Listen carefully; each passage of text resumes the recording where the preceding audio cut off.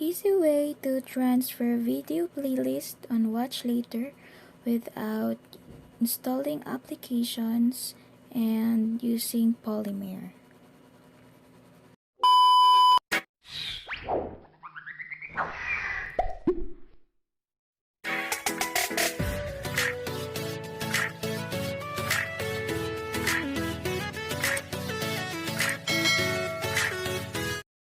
This video will show the easiest way to transfer your video playlist on your Watch Later.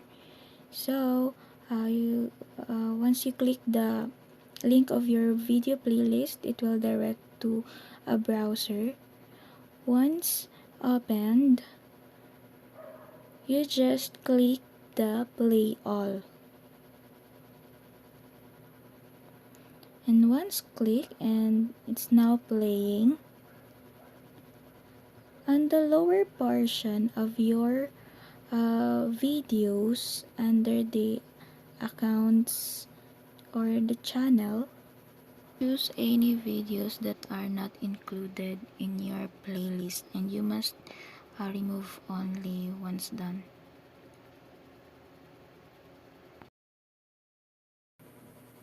Okay, that's it.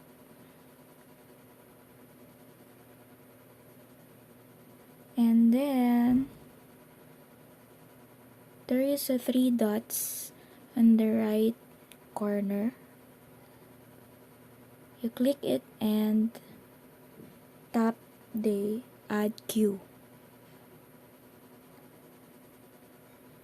Once done,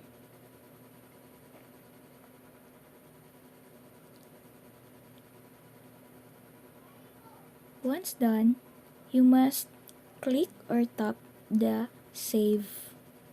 And there is a watch later option or prompt will appear and you must check it.